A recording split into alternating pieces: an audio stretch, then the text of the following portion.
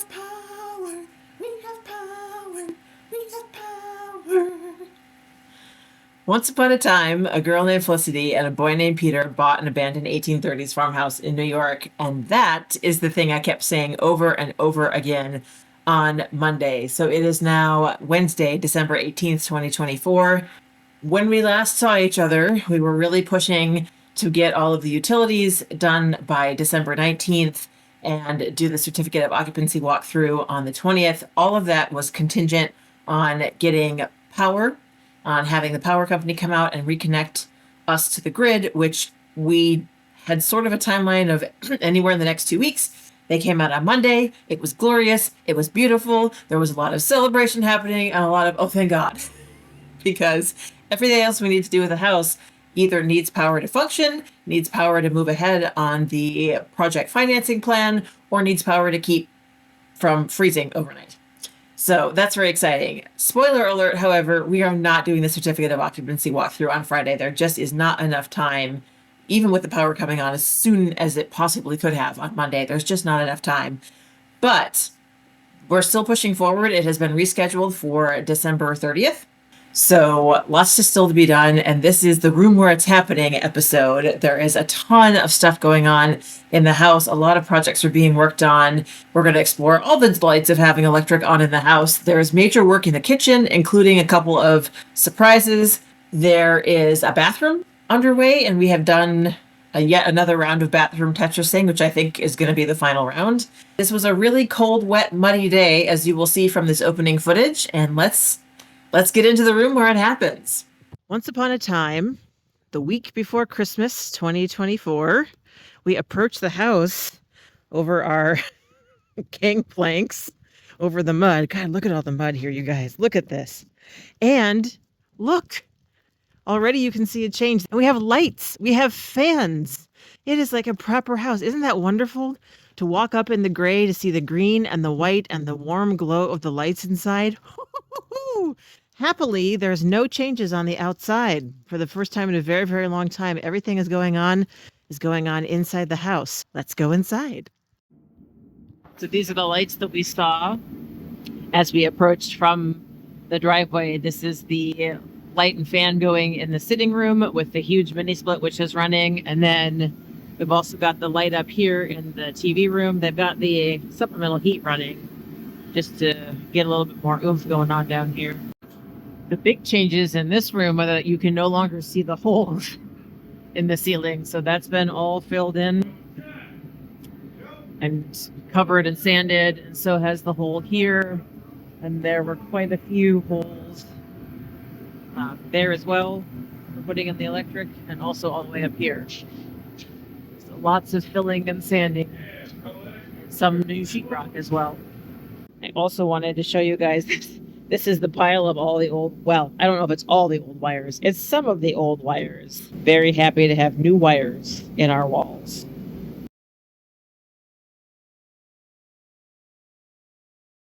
The first thing is that we have a ceiling in the kitchen. This is new. It's very exciting. You can no longer see up to the rafters. We have a fan in the kitchen, also new. This is one of the fans that we picked out earlier this summer, and it looks great. There we go.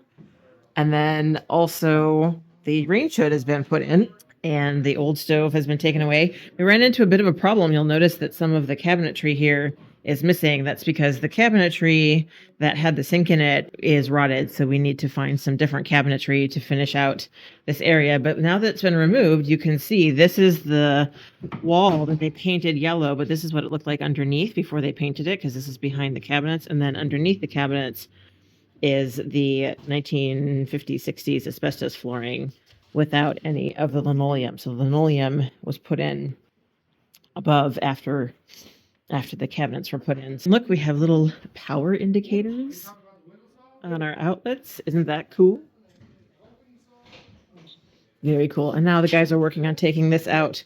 It turns out that the red bricks here are concrete, not wood, as we had thought. So the plan actually was not to take the whole wall apart. The plan was simply to take out that heat register, which you can see the guys trying to get out here. The problem was that heat register was so securely snug in the wall, and they built the top level of flooring around it, that we had to cut all the bricks away in order to get at the heating unit.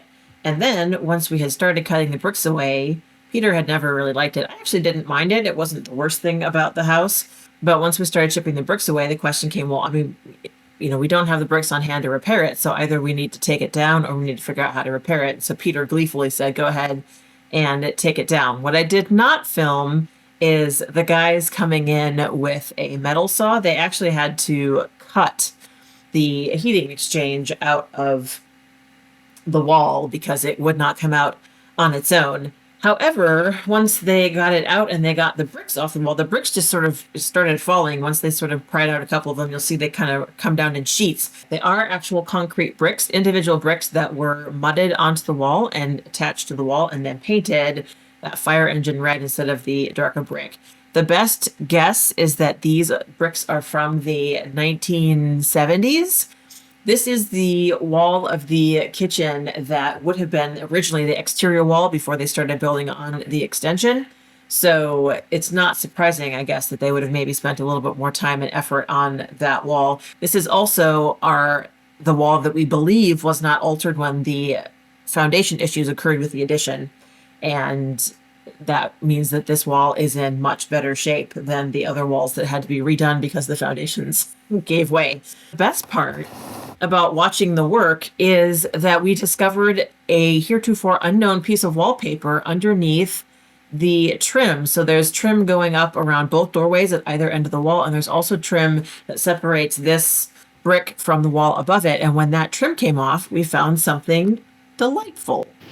So they took the trim off and the wallpaper was under the trim. So the trim went on over the wallpaper and then they painted it yellow. So you can see the wallpaper all the way down here. And I'm filming it because the guys assure me that they're going to put a piece of drywall up here and mud this in and we're not going to see it anymore. So I make sure we get it all here on film before we cover up.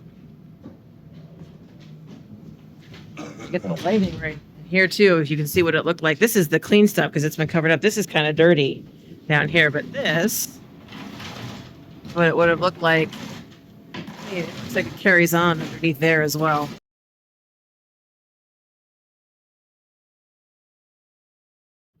You would never have known that it had all of that red brick in it because it looks like the old regular wall.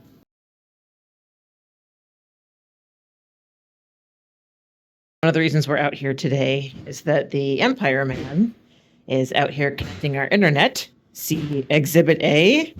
We are very excited to have the internet coming because, of course, Peter and I both work from home. And even if the house is livable and all of those things, if we can't work from home, then that presents another difficulty. So this is an exciting milestone. And then Peter was telling me about download speeds and things. So the Empire package that we have is the really nice one that's locally available.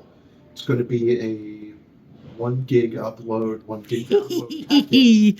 Fancy. Now, in practical terms, that's going to end up being about 600-700 over Wi-Fi kilobytes per second with a 800 to 850 kilobytes per second if you're hardwired in, which is why we're also installing hardwires in the offices if we want to be able to use it with that. You guys, this is wildly exciting. The place that we were at this summer when we were renting was on a different internet service, and they had the cheapest plan on that service, and it took 4 hours to upload one of my YouTube videos. And the place we're renting now, it takes, 5 minutes. And that should be even faster, I would imagine, on this connection once we're all installed. Other changes here in my office, they have now enclosed the stovepipe, which is necessary for code. Even though the pipe itself is not burning to the touch, it still can't be exposed to the elements. And so that is done. And then they've started patching the hole up here. If you guys will remember, this is the hole that we used several times to look up into the attic to see what was going on. This also is necessary for the certificate of occupancy to not obviously have any gaping holes in your ceiling.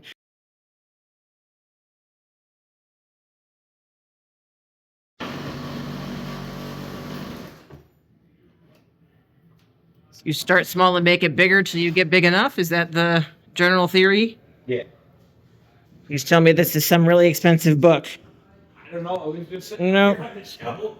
Family Medical Library, Volume 7.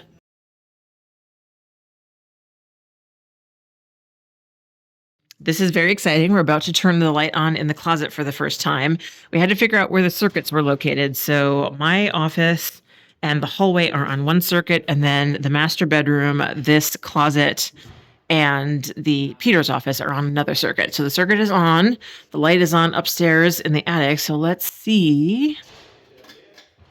Ta-da!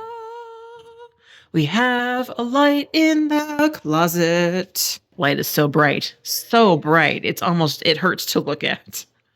But now we can see the Monroe Smith Kaywood, New York signature even more nicely than we have previously.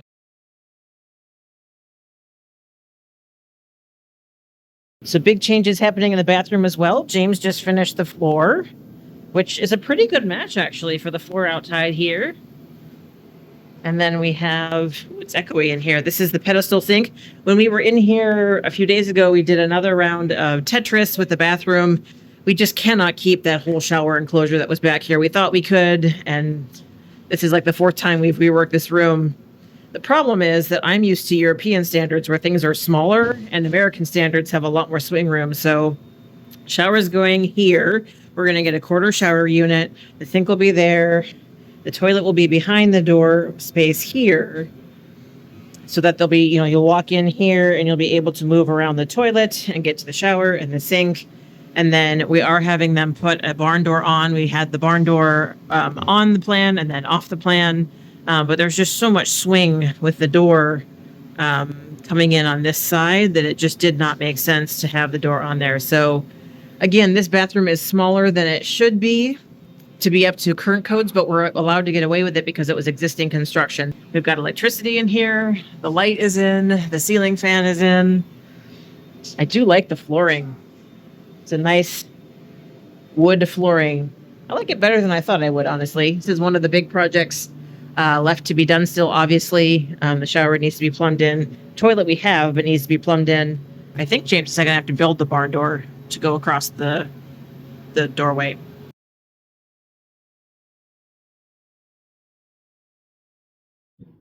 Here's something delightful. So when we were here in the basement, we realized there was no light in the stairwell going down to the basement, which is a problem. So they have wired one in, and check this out. Woo! Electric is just still so novel. It's cold down here. Okay. So this is the first time I have seen the light on in here in months. This is what we're calling the root cellar. This is the older part of the extension foundation, the part that we think did not fall. You can see here the wall is exposed. And then I said there were lights on down here. So I see, for example, there's a switch box. So, and I turn it on and the lights come on. How cool is that? That is pretty wild. Because there has never been Empire internet service here before, we laid the wire the same day that we laid the trench for the electric line. But of course, there's never been a junction box here before. So the gentleman who was here had to put this in before he could then wire the rest of the house. So I'm pretty sure that's what that is, because that is new since the last time I was down here. And look at all of our circuits. Many, many more circuits than were here previously, partly because we've added a few more outlets, but mostly because the way that they did the circuits previously was not okay. It looks like our actively leaking water has stopped actively leaking, which is marvelous.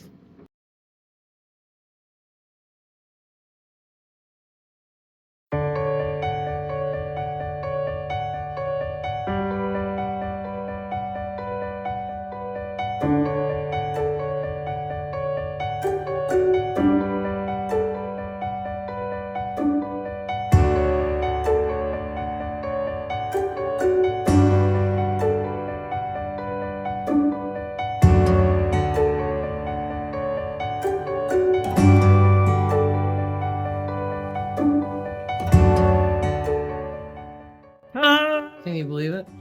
Well, I've been playing with electricity upstairs. Jess has been making our door even more beautiful. Take a look at that. Isn't she pretty? Isn't she pretty? We'll call it the Jess door.